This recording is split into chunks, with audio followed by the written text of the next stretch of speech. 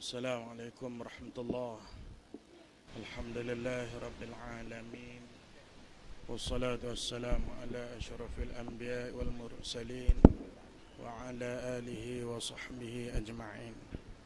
سبحانك لا علم لنا إلا ما علمتنا إنك أنت العليم الحكيم، ولا حول ولا قوة إلا بالله العلي العظيم.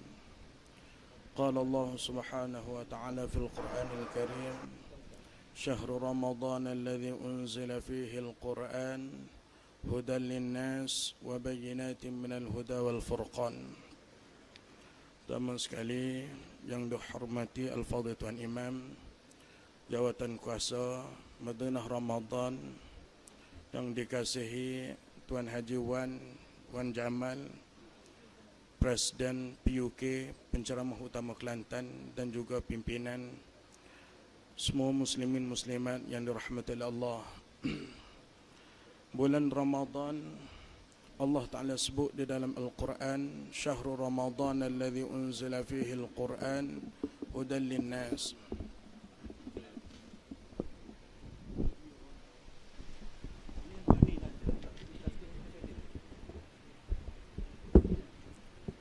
Qala Allah subhanahu wa ta'ala Karim, Syahrul Ramadan alladhi unzila fihi Al-Quran hudan linnas. Bulan Ramadan ini ditentukan oleh Allah dengan kehendak dan tentatif Allah untuk menurunkan Al-Quran pada bulan Ramadan, dan bulan Ramadan ini adalah bulan Al-Quran. Selain daripada bulan puasa, Ramadan juga adalah bulan Al-Quran.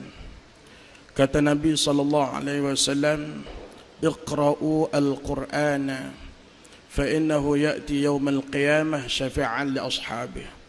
Tuan-tuan dan puan-puan semua sekali, kata Rasulullah sallallahu alaihi wasallam, saya selaku Nabi, kata Rasulullah, meminta tuan-puan semua sekali membaca Al-Quran, kerana Al-Quran pada hari akhirat akan datang kepada orang yang membacanya untuk memberikan syafaat pada pembacanya. Quran ini, tuan-tuan dan puan-puan yang dirahmati oleh Allah, telah banyak mengislamkan orang yang cerdik pandai, profesor-profesor, kerana mukjizat yang ada pada Al-Quran. Salah seorangnya ialah Profesor Keith Moore. Dia masuk Islam kerana memahami satu ayat yang mula-mula diturunkan oleh Allah kepada baginda Nabi SAW. Iqra' bismi rabbikal ladzi khalaq, khalaqal insana min 'alaq. Profesor Keith Moore adalah profesor yang agung dalam bidang perubatan. Boleh dikatakan semua doktor di seluruh dunia akan membaca buku teks yang ditulis oleh Profesor Keith Moore. Pada satu ketika, Profesor Keith Moore menyebut tentang embryologi, tentang kejadian janin dalam rahim ibunya. Dia menyebut bahawa proses awal kejadian manusia mesti mencakupi 3 syarat. Pertama sekali, apabila gabungan benih laki-laki dan perempuan yang kita sebut sebagai fertilization, gabungan benih ini mestilah tergantung. Satu. Yang keduanya, dia apabila kita tengok di bawah elektron mikroskop, dia seperti lintah. Dan yang ketiganya, ia adalah segumpal darah. Bila cukup 3 syarat ini, janin akan membesar dan membesar, akhirnya lahir seorang bayi. Maka disebut kepadanya ialah firman Allah yang menyebut, Iqra' bismi rabbikal ladzi khalaq, khalaqal insana min 'alaq. Khalaqal insan maksudnya Allah menjadikan manusia, baik Arab, Melayu, Siam, apa semuanya sekali, min daripada 'alaq. 'Alaq ini dengan 3 makna. Pertama sekali segumpal darah, yang kedua dengan makna lintah, dan yang ketiganya dengan makna tergantung. Apabila disebut kepada Profesor Keith Moore, pada waktu itu dia masih kafir dan non-Muslim, maknanya bila disebutkan kepadanya, dia terlalu ta'ajub. Dia terlalu ta'ajub, yang kita sebut sebagai rebah catok lah maknanya. Menyebabkan dia terpaksa mengakui bahawasanya Al-Quran ini bukan datangnya daripada Nabi kita Muhammad SAW. Nabi buat sendiri, tidak, bahkan ia adalah wahyu yang disebut wa ma yantiqu illa wahyun yuha. Semua yang disebut oleh baginda Nabi SAW adalah wahyu yang datangnya dan puncanya daripada Allah Subhanahu Wa Taala. Akhirnya Profesor Keith Moore masuk Islam. Dan yang keduanya ialah Profesor Maurice Brucille. Pada tahun 1975, dia seorang profesor daripada Perancis. Dia adalah gastroenterologist. Dia adalah pakar di dalam perubatan usus dan juga salur pemakanan. Pada tahun 1975, Profesor Maurice Brucille dilahirkan pada tahun 1920 dan dia menjadi doktor pada tahun 1945 dan dia begitu masyhur sekali. Pada tahun 1975, Profesor Maurice Brucille daripada Perancis ini masuk Islam kerana satu ayat saja daripada surah Yunus ayat 92. Fal yawma nunajjika bi badanika litakuna liman khalfaka ayatan wa inna kathiran minan nasi an ayatina laghafilun. Dia masuk Islam kerana satu ayat ni saja. Maksud ayat ni ialah apabila tahun 1975 Perancis meminta kepada izin daripada Mesir untuk membuat kajian kepada Ramses II yang kita sebut sebagai Firaun yang berlawan dan menentang Nabi Musa alaihissalatu wassalam. Firaun ini sangat angkuh dan sangat diktator sehingga dia mengisytiharkan waqala ana rabbukumul a'la, aku hai Musa dan hai rakyat semua. Waqala Firaun bertitah kepada rakyatnya, mengisytiharkan kepada seluruh manusia pada waktu itu ialah ana rabbukumul a'la, aku adalah Tuhan engkau yang sangat agung, yang sangat tinggi maknanya. Firaun ini akhirnya, saya ringkas ceritanya, dia dimatikan oleh Allah di dalam sebuah laut, di dalam laut kerana dia mengikut rombongan Nabi Musa alaihissalatu wassalam bersama dengan Bani Israel dengan tujuan untuk membunuh Nabi Musa alaihissalatu wassalam. Akhirnya Nabi Musa sempat melintas laut sebelah sana dan puak-puak Firaun ni serta FRU apa semua sekali dia ni mati di tengah-tengah laut. Akhirnya Profesor Maurice Brucille membuat kajian, dia mendapati ada baki pasir lagi dalam mulut Ramses II, serta dia membuat analisa pada kulit dan dia mendapati garam yang berada pada kulit menyamai garam yang berada pada laut, memberikan keyakinan sepenuhnya pada dia bahawasanya memang Firaun ini mati di dalam laut. Tuan-tuan dan kakak yang dirahmati oleh Allah, seorang raja yang sampai satu tahap dia mengaku menjadi Tuhan, tiba-tiba mati dalam laut, ini satu benda yang pelik. Kalau mati atas singgasana, mati atas istana, mati atas tilam yang 20-30 inci, tidak pelik sikit abut. Tapi seorang raja yang begitu diktator, yang begitu besar kuasanya, tiba-tiba mati dalam laut dan dalam mulut pada pasir lagi, ini satu penemuan yang begitu ajaib sekali. Akhirnya Profesor Maurice Brucille dianugerahkan satu anugerah Nobel di peringkat Perancis dan dia dikenali oleh seluruh dunia. Walau bagaimanapun Profesor Maurice Brucille masih tidak puas hati kerana dia mendapati di dalam kitab Injil memang disebut sungguh peristiwa Nabi Musa berambak dengan Firaun dan Firaun ini mati lemas di dalam laut, memang disebut sungguh dalam Injil. Tetapi dalam kitab Injil terhenti setakat itu dan tidak menyebut apa yang berlaku selepas daripada Nabi Musa, lepas daripada Firaun lemas di dalam laut ketika berambak dengan Nabi Musa alaihissalam. Akhirnya dia tertanya-tanya dan akhirnya dimaklumkan kepada dia ayat surah Yunus 92. Allah Ta'ala sebut fal yauma, pada hari ini, nunajjika bi badanika, kami yang menyelamatkan jasad Fir'aun laknatullah daripada hancur dan musnah, litakuna liman khalfaka ayah, supaya menjadi pengajaran dan iktibar kepada orang-orang yang datang selepas daripada Fir'aun.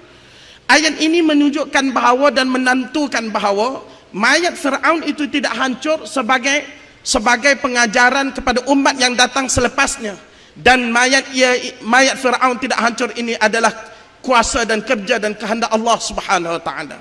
Sebab itulah ayat ini menyebabkan Profesor Maurice Brucille rasa puas hati kerana Quran telah menjawab pertanyaan di dalam hati kecilnya, apa yang berlaku kepada Fir'aun laknatullah, sehingga kan mayat dia tidak hancur. Yang peliknya tuan-tuan dan kakak yang dirahmati Allah, Quran turun dalam 1400 tahun yang sudah, tetapi mayat Fir'aun ini hanya dijumpai dalam tahun 1898, 1898, lebih kurang 120 tahun yang sudah. Quran menyebutnya bahawasanya Allah yang menyelamatkan. Nunajjika bibadanika, Allah yang menyelamatkan tubuh Fir'aun daripada hancur. Ini disebut oleh baginda Nabi SAW mendahului tarikh mayat Fir'aun dijumpai pada tahun 1898. Quran telah menyebutnya 1400 tahun yang lepas, tetapi mayat Fir'aun hanya dijumpai dalam 120-130 tahun kemudian ini sahaja. Ayat ini menyebabkan Maurice Brucille, seorang profesor yang agung yang dikenali seluruh dunia, masuk Islam dan menjadi mukmin dan muslim yang bertakwa. Ayat yang ketiga, tuan-tuan dan puan-puan yang dirahmati oleh Allah, Allah Ta'ala menyebut di dalam surah Al-Ma'idah ayat 125, فَمَنْ يُرِدِ اللَّهُ أَنْ يَهْدِيَهُ يَشْرَحْ صَدْرَهُ لِلْإِسْلَامِ وَمَنْ يُرِدْ أَنْ يُضِلَّهُ أَنْ يَجْعَلْ صَدْرَهُ ضَيِّقًا حَرَجًا كَأَنَّمَا يَصَعَّدُ فِي السَّمَاءِ. Ini adalah ayat sains. Perkataan yasa'adu fis sama ini adalah ayat sains. Allah Ta'ala secara ringkasnya membuat ibarat dan perbandingan orang-orang yang sesat dan orang-orang kafir pada hari akhirat kelak. Allah Ta'ala akan menjadikan dadanya dayiq, harajan, ketat, sempit, susah nak bernafas, sakit dada, yang disebut di dalam bahasa perubatan sebagai shortness of breath dan juga chest tightness. Seumpama chest tightness, shortness of breath, sukar untuk bernafas dan juga ketat dada, kata Allah, ka'annama, seperti seumpama seakan-akan yasa'adu fis sama, seseorang yang sedang menaiki ke atas langit. Allah menggunakan perkataan yasa'adu fis sama. Yasa'adu fis sama ini zaman Nabi SAW tidak ada orang yang naik ke langit melainkan Nabi kita Muhammad SAW. Dalam peristiwa Isra dan Mi'raj, dalam surah An-Najmi, Allah Ta'ala menyebut inda sidratil muntaha. Inda sidratil muntaha. Allah mengangkat Nabi kita Muhammad SAW pada peristiwa Mi'raj sehingga naik kepada sidrah muntaha. Ini memberikan dalil dan bukti yang kuat menandakan bahawasanya Nabi kita Muhammad SAW telah naik ke atas langit sana. Pada zaman Nabi SAW hanya Nabi seorang saja naik ke langit. Tidak ada pakar-pakar sejarah menyebut selain pada baginda Nabi SAW naik ke langit. Walaupun Nabi seorang saja naik ke langit, tapi Nabi sendiri tidak mengalami ketak dada, susah nak bernafas, payah, semua seeh dada. Nabi sendiri tidak mengalaminya. Bagaimana Nabi SAW semasa naik di atas langit masa peristiwa Mi'raj tidak mengalami sesak dada, payah nak bernafas, rasa ketak dada, so'ah, seeh. Nabi tak rasa. Tetapi bagaimana Nabi SAW menyebut ayat ini? Ayat ini menyebut perumpamaan orang-orang kufar, orang-orang yang sesat, orang yang tidak mendapat hidayah. Allah membuat perumpamaan dan persamaan seperti seseorang menaik ke langit kerana dadanya akan menjadi ketat dan dadanya akan menjadi sukar untuk bernafas. Sepatutnya Nabi SAW tidak menyampaikan ayat ini kerana ayat ini adalah bertentangan ataupun tidak sama dengan pengalaman yang dialami oleh baginda Nabi SAW. Tetapi baginda Nabi SAW dengan sifat tablighnya, fatanahnya, siddiqnya yang kita sebut sebagai transparent, Nabi SAW menyampaikan juga dan mendedahkan juga wahyu ini kepada umum. Dan wahyu ini, tuan-tuan dan puan-puan adik kakak yang dirahmati oleh Allah, ini adalah ayat sains. Kerana dalam tahun 1891, dalam 130 tahun sebelum ini, Quran turun dalam 1400 tahun yang sudah.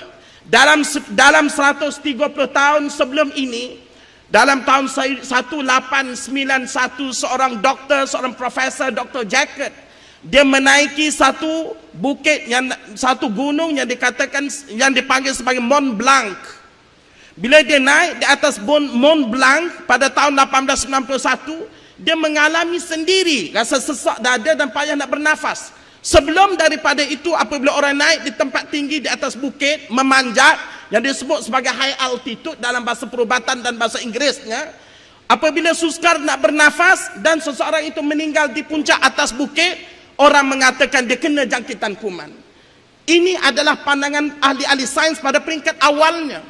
Sehinggalah pada tahun 1891, Dr. Jacket naik di atas Mont Blanc dan dia mati di atas sana Dan apabila dibuat kajian, dibelah dadanya, maka orang mendapati dadanya mempunyai air. Sehinggalah saintis dan pakar-pakar perubatan membuat kajian yang menyeluruh terhadap apakah kesan dan perbezaan bila seseorang naik di tempat tinggi.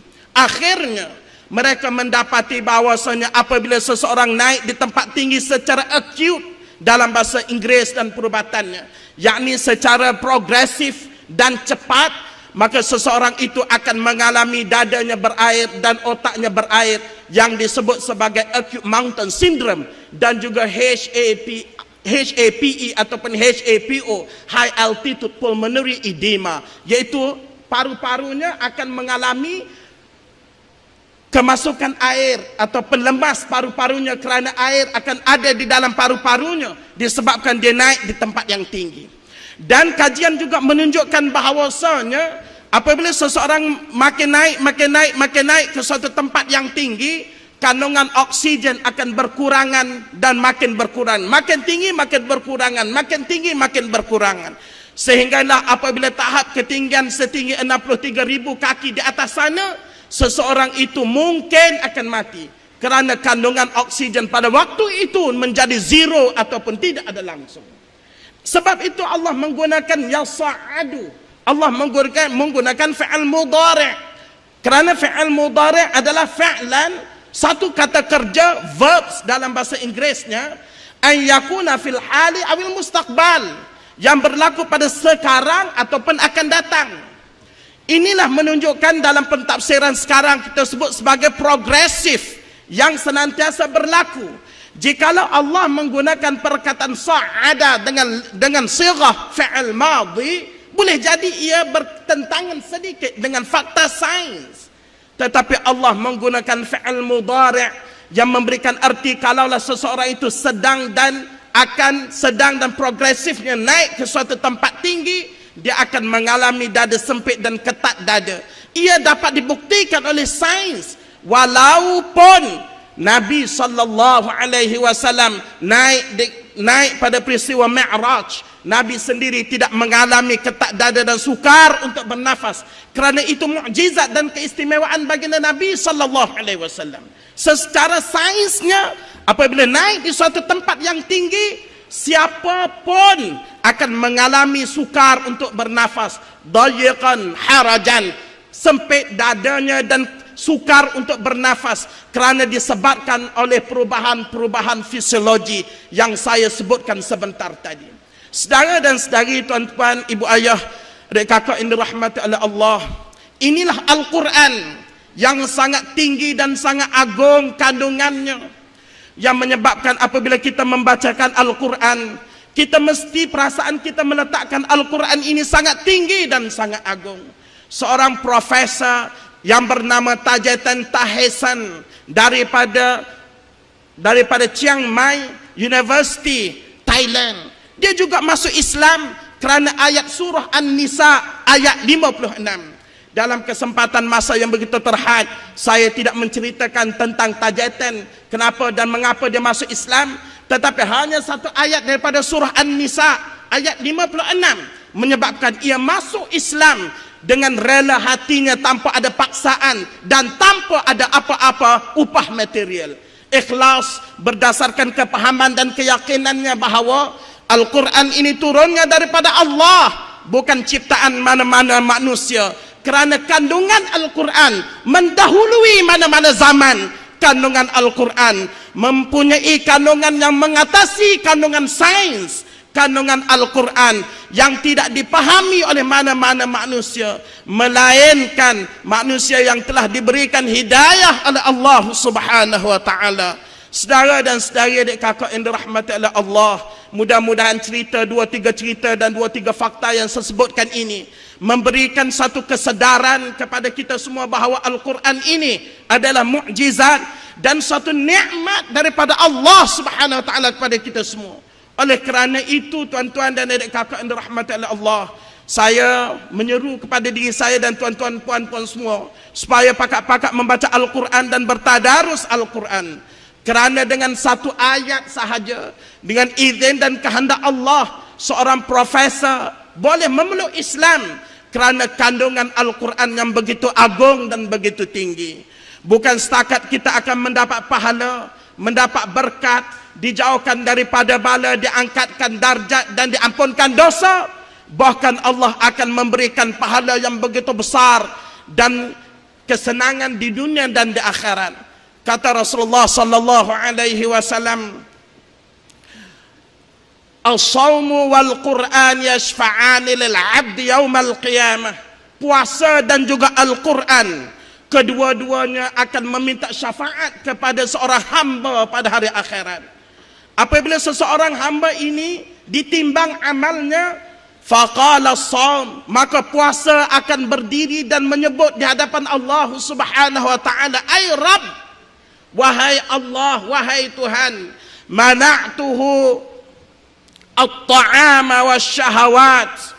Ya Allah, ya Tuhan, sesungguhnya kerana saya, kata puasa, hamba Allah ini telah berlapar dan dia menjauhi syahwah dengan isterinya kerana saya. Bukan kerana tidak ada makanan menyebabkan dia berlapar, ataupun kerana ada orang menyebabkan dia tidak boleh bersetubuh dengan isterinya. Tidak, ya Allah. Tapi kerana saya, dia sanggup berlapar dan sanggup tidak bersetubuh dengan isterinya. Fasyafi'ni fih, berilah saya peluang untuk memberikan syafaat kepadanya, kata puasa.